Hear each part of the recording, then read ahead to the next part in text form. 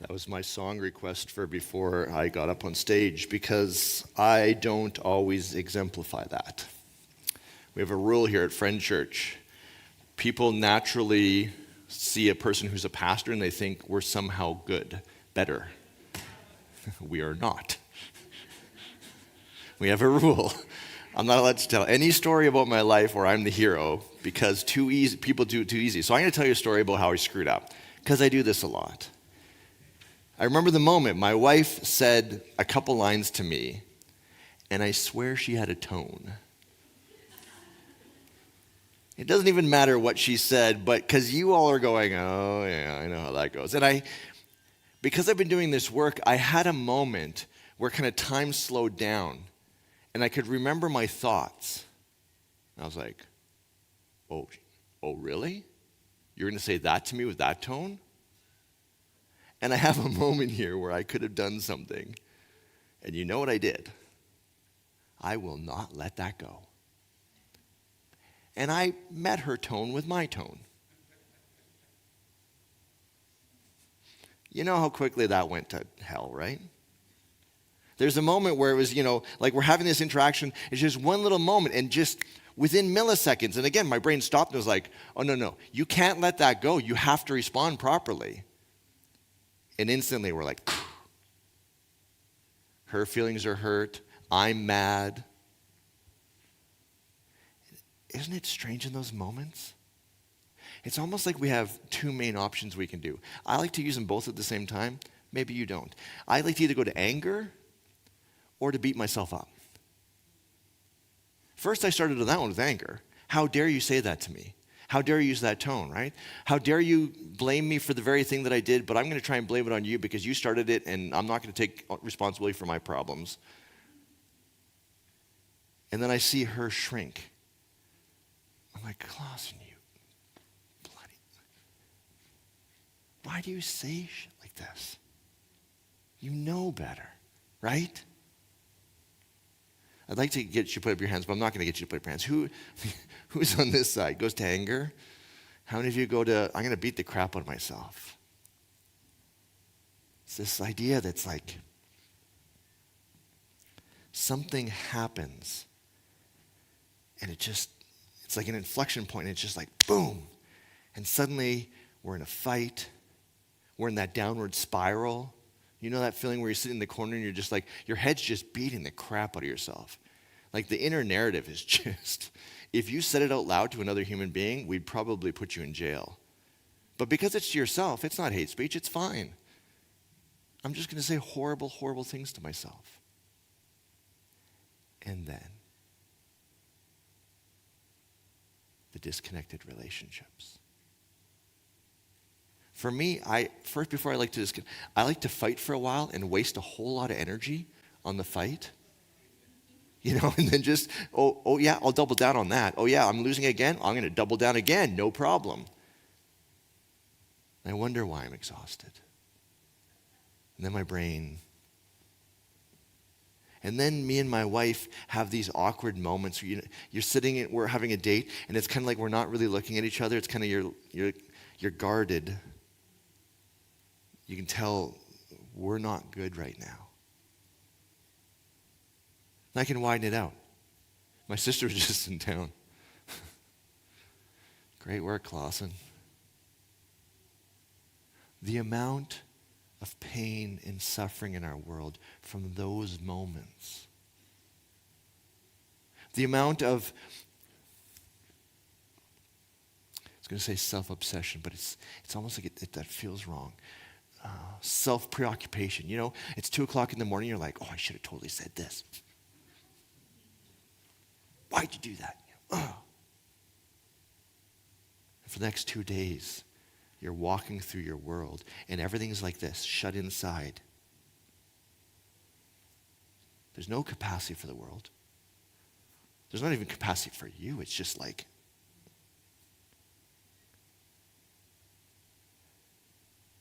wouldn't it be amazing to not have those, not even the fight. The fight's okay. You have this moment, fix it. No. It's the days, the weeks, the months after. The pain, the anger. That's what I would like to figure out a way to get by. To not have to pay that cost. And to not have, so think about this. There's what? 50 people in this room, probably another 50 online, probably another couple hundred that will listen to the video, and a couple, 40,000 people who will access this and decide if they want to, sorry, that's not true, 20,000 who will access this. 20,000 people. If each of us are stuck inside of ourselves or in war, think about what that's doing into our world. Just watch the tentacles of that. Your life, the people around you, you into somebody else, into somebody else, into somebody else. Think about all that. Now flip the picture. Imagine there's this bubble of peace and love around you. And you're walking through this world. And everybody is drawn into that and feels just calmer, like, whoa, I don't even know what that guy did, but you can feel the moments where you're about to hit against somebody else, and all of a sudden you just kind of like soften it, and you're like, wow, that just got rid of 3 days of fighting. That's what I want to talk about today. And it starts, there's this natural reaction of like, I'm going to go to war, I'm going to use anger, I'm going to use shame. Or both. Again, I like to use both at the same time. Where does it come from? How do we not do it? At first I thought, oh, this is probably a modern phenomenon, right? It's probably social media. Damn social media. I like to blame everything on social media. Then I did some reading. So, at risk of putting my stream people, because they just asked me about my Bible, I brought my Bible today. Have you ever seen a Bible here at Friends Church? This is a Bible. This is my work Bible. It's not scary. It's very lovely. Remember, there's 3 creation stories. I'm going to use the word myths, but I use the word myths very technically. The genre that I think the myths are from is a genre called etiology. It means you're looking at yourself and you're saying, well, how did we get here? Just think of a buddy who broke his leg. The etiology is, I was crossing the street, I got hit by a car, and that's why I'm here today. The etiology isn't focused on the past, it's focused on the present. And so the creation etiologies are not about how did this happen scientifically, it's about why we're here. So the first story, it's like there's a crater someplace floating in the ether. It says it's floating over the water. This story is set right there. So it's a story from outside the Bible, and it starts like this. The crater's right there, and the crater's about to create humanity. Again, etiology, if you take this literally, great. If you think this is all just myth, great. Doesn't need to be true or not. Right at the moment of creation, another character runs into the heavenly host, I'm going to call it that. And the crater in these stories, the characters have names, and the names usually tell us something about the characters. So a character runs in called Truth. He runs in just before the crater's about to create humanity. He's like, stop. Hold on. Can you throw up the quote for me, Nathaniel? Please don't create beings who will do nothing but lie. Will distribute half-truths, will share misinformation that fits their desires and isn't tied to what's true. Please stop. These creatures will be nothing but dishonest from the day they are created. That's not very nice. And yet, a friend of mine, he works for the city of Calgary in the garbage department. If your garbage doesn't get picked up and you call the city, you talk to him. And so people are calling him like super mad. My garbage didn't get picked up. And he'll usually say something like this, I'm sorry. Did you put your garbage can out and away from fence, walls, whatever? And people always say, yeah, of course I did. And he says, do you know that if we don't pick up your garbage, our trucks take a picture of your garbage can? Would you like to change your answer? I was talking to another friend. His daughter's in grade, I think 9.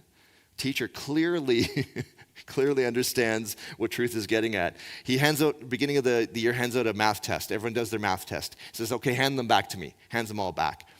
Says, go take your break, come back in. So they come back in. He hands all the tests back in and say, find your test, and you're going to mark your own test. It's a bit odd, whatever. So they go through the test, they mark it all up, and he's like, okay, give yourself a mark, hand in all the tests back. Now, when you were on break, I photocopied all of your tests. Who wants to change their mark? Half the class came back to get their tests. They'll do nothing but lie. And now, so I can take a shot at social media. Oh, by the way, my friend's daughter did not have to get her test back. He was very proud. That's why he wanted to tell me the story. Half the class. How much of social media is true and how much of it is a lie? There, I get to take my shot at social media. How much of our world, even for me, I can feel when I get news, the news is all curated for the stuff that I like. It's a lie, because it's not the full range of what I could read. It's stuff that I like, that confirms what I believe. We just came through a pandemic. How much of the truth out there is like, well, I don't really like that.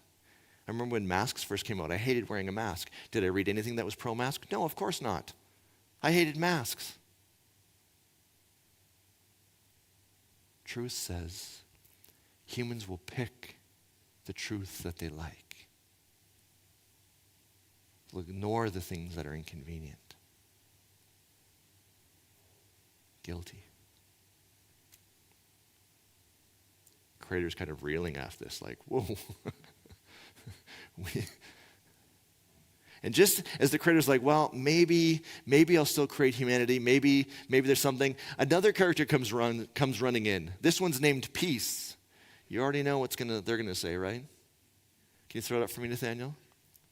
Creator, humanity loves nothing but war and conflict. They will stomp through this perfect world and throw everything out of balance. Their needs will reign supreme, and all the world will pay the cost. Ouch.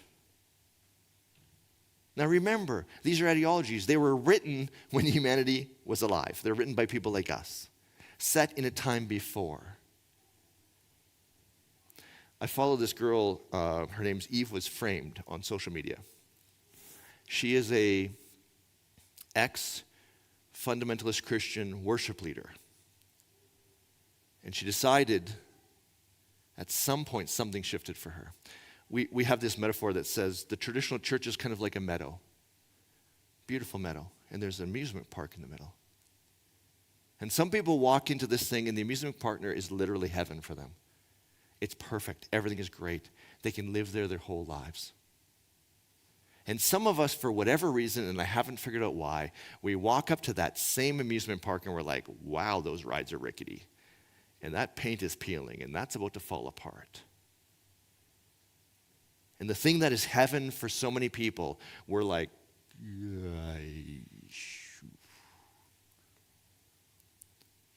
on the edge of the meadow is a cliff. Some people deconstruct. They climb down the cliff and they find this ledge. They call it Friends Church. We're like, hey, we're having a party down here. Some people just take a jump off the cliff. I am done. Eve jumped. Every couple days she puts a video that points at the problems of the meadow. She lived in her whole life, so her insights are like bang on.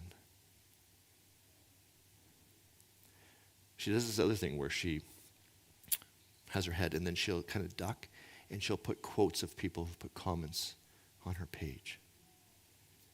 Recently, there was a Christian, a self-identified Christian, who after one of her posts wrote this line. Can you throw it up for me? God, I'm going to heavily redact this, folks. God, D, you're effing ugly, you dumb C, go kill yourself. Wow. war, I against them, that's disturbing. A self-identified Christian. If I blow it wider, we have two wars going on right now. One's been over 2 years. States and China, I don't know what they're going to do with Taiwan. Going to go to war, something. I have no clue.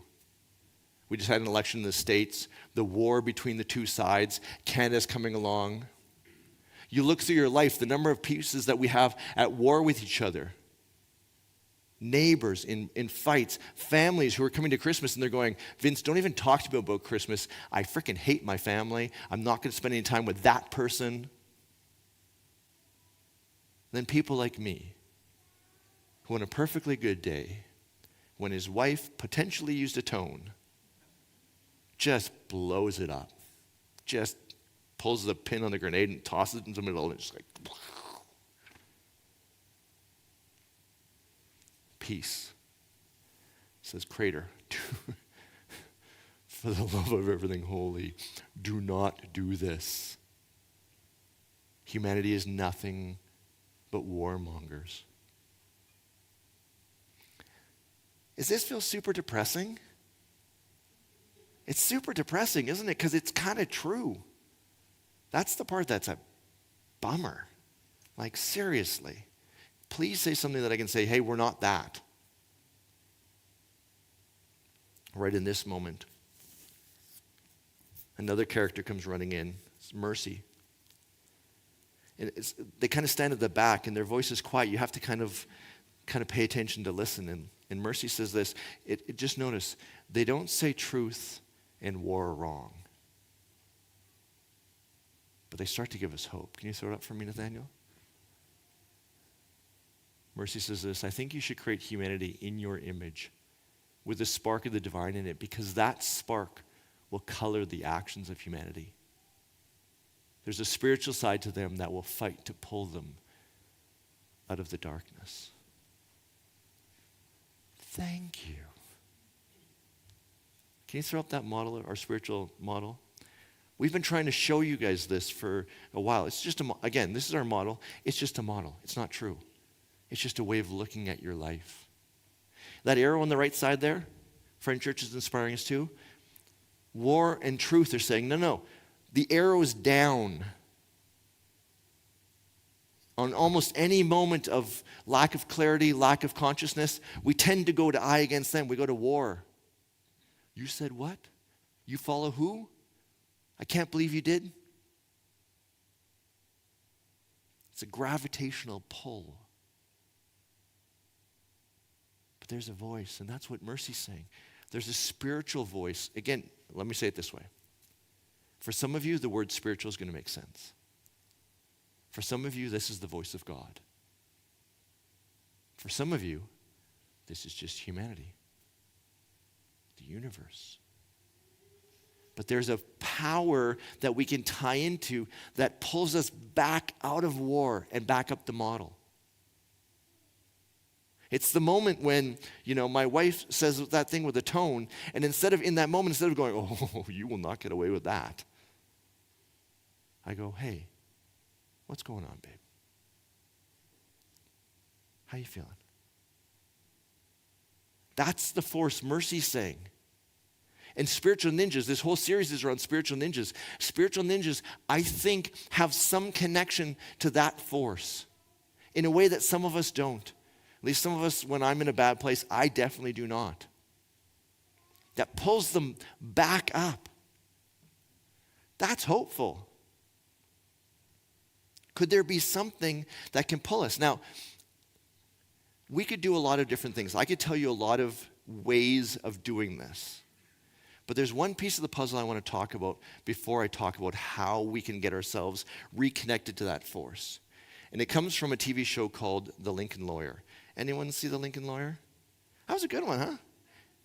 It's kind of like a really handsome man who's super freaking charming, who solves all the problems because he's super smart. But in a new way. In a way we haven't seen before. Is that a fair critique? Yeah. Before every court case, though, when they bring up a witness, this is what they did old school. They brought in a Bible. and they say, okay, put your hand on this Bible. Before we ask you any questions, before we put you into the stress of being on the stand, before any of that happens, put your hand on the Bible, raise your hand, and what do they say? Do you promise to tell the truth, the whole truth, and nothing but the truth? Do you notice they do that before the crossing eternity has asked them that, did you actually lie because we actually know that you said over here, right? Before all this stress happens, they get them to commit to the truth.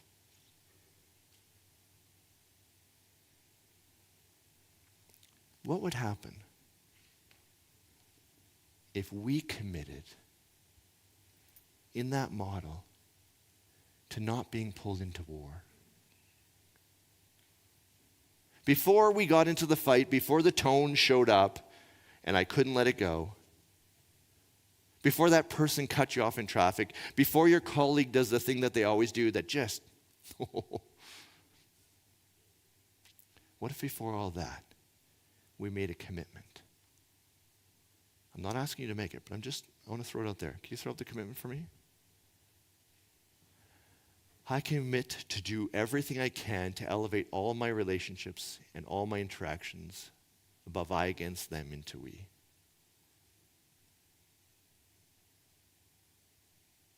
Ooh. Before you say yes to this, before you even think about this, can I caution you? I've been contemplating this the last couple weeks. It has not been easy. I went for coffee with someone from my stream team, Bell Cafe. Show up, old gentleman's in front of me. I'm ready to order my tea. Do you know that he wanted not only to pay with cash, he wanted to pay with the perfect amount of cash, including coins. Do you know we still have coins? When he dropped one of his coins that would make the perfect amount, it rolled. He couldn't let it go. I am losing my, just let me pay for your damn coffee. And then I have this moment, and I'm like, I commit to it, and I'm like, yeah! I kept it pretty good on the outside, but inside, I am like calling him names, I'm rolling my eyes, I'm doing all the things, and then I'm going, but Vince, you committed. You don't get to do this now. I'm like, who came up with this dumbass commitment? And you know what happened? First, I went to shame a little bit, called myself some names. Then I had a moment where my soul just settled down, and I was like, what's the rush? He seems to clearly value paying with exact change. I don't know why. It doesn't matter why. That's where he is. Can you meet him in we? And I went and picked up his coin and brought it to him. Do not take this commitment lightly. The things that you've been able to do in your past, you won't be able to do anymore. The parts where the fight where your wife uses her tone and you're like, the commitment says before that even moment says, hey, you are in we with her. Be curious. I don't like that. I like being right. I like using power to get what I want. I even like beating the crap out of myself when I do it badly. It feels good. I like not having to do my work. I'm not going to go to my counselor because I'm right. She's just going to tell me that I'm not. And I don't like that. Be very careful before you make a commitment like this. It will ask from you things that you may or may not want to give or give up. It will ask you to be healthy in ways that you maybe have avoided for a very long time. Jesus at one point describes it this way. He says, there's a way you can live your life. One is the wide way, the way of war. We all do it. It's easy. There's a narrow way that no one takes. It's through the mountains. It's really hard. That's the way I'm calling you to. This commitment says, I am going to take the hard way, but the way of love. And it's going to ask from us sometimes more than we can bear. But what it brings into our world, that's beautiful. I don't think it starts with tools. It starts with a commitment. Jesus at one point, it's at the end of, like, everything's gone to hell in a handbasket. Him and his students. One of his students has basically quit following Jesus and has gone back to the family trade. He's a fisherman. It's like he was the CEO of, he's the assistant vice president of something. He's now like a fisherman back at the beginning. And Jesus shows up in this crazy way. It'd take me 3 hours to explain all that's going on, but let's just put it there. And Jesus says, Peter, do you love me? Peter says, yeah, of course I love you, Jesus, like even after everything. And Jesus says, then feed my sheep. And then Jesus says again, Peter, do you love me? And Peter's like, did we not just have this conversation? Seriously, Jesus, like, of course I love you. He says, then I want you to make the world around you a better place. And then almost like, this is going to hurt. Peter, do you love me? Peter's like, what do you need from me? I just told you. I just told you, like, of course I love you. Jesus says, then take water to the world. Go up this model. Be a spiritual ninja. Tie into that thing. And then Jesus says this, but right now it's all theoretical. In the moment of the fight, you won't do it. When life gets hard and you have less to give, you won't do it. Before all that happens, right now in this moment on a beach in the middle of nowhere, will you commit to following me? And Peter says yes. And everything starts from there.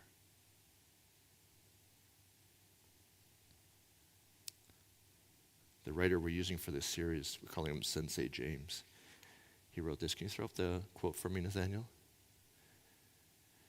Every moment of giving, every moment of generosity, every moment that lifts the world up, there's a choice. Will these moments create war? Will they be dragged down into the eye against them? Or will these moments be inspired by the spark of the divine? Friend Church doesn't do guilt. I can't sit up here and say, if you don't do this. All I can say is, think of the world around you if you do. Maybe you can't say, can you throw out the commitment again? Maybe you can't say, I commit to everything in all parts of my relationship. That's pretty nice, but really, that colleague at work, that family member, I'll do it with everyone but not them. People often say to me after service, we leave talking about this. We leave thinking about this. We spend the next week. Here's what I want you to think about. Take something that means something. Maybe it's your phone. Swear on your phone. These are sacred to us these days, right? Put your hand on your phone and say to yourself, I commit. Maybe it's just with your kids. I commit to not being an eye against them with my kids. I don't care what they do. I don't care the marks they get in school. I commit to being in we with them. Maybe it's someone at work. Maybe it's a relationship that has been bad for as long as you know, and you say, no. I will not get dragged into this again. I commit. I will not go into war with them. I don't care what they say. I don't care the tone. I don't care that they poke that thing that they always frickin' poke. My brother has this sniff. I swear to he makes that noise. I am in war. Like, Vince, you can't do that anymore. Before it hits. Here's my challenge to you. Think deeply about this commitment. We can teach you all the skills of how to do this, but if you don't have that commitment, if you don't have the follow me, I am going to live this way, they will never get used. In couples counseling, often we give insights into the couple. The couples that haven't made this commitment just use it as ammunition. Oh, now I know your weakness. Great. Boom! You teach them to fight dirtier. When you don't have that commitment, all the learning in the world is just going to make you more powerful, and not in a good way. You'll win the war, and you'll destroy the world doing it. My encouragement is this. Leave here today and ask yourself, could I make that commitment? And how broad in my life can I make that commitment? So that there's a little bubble of peace and love that follows us around. It changes our relationships. The fights don't happen. The energy for stupid crap doesn't get spent. And the world starts to fill up with spiritual energy. And we look around and we go, who can I bless? Who can I take water to? Because I did this. If you're open to it, may we be vehicles of peace and love. Just know the commitment's not easy. Bless you all. Have a great week. See you next week.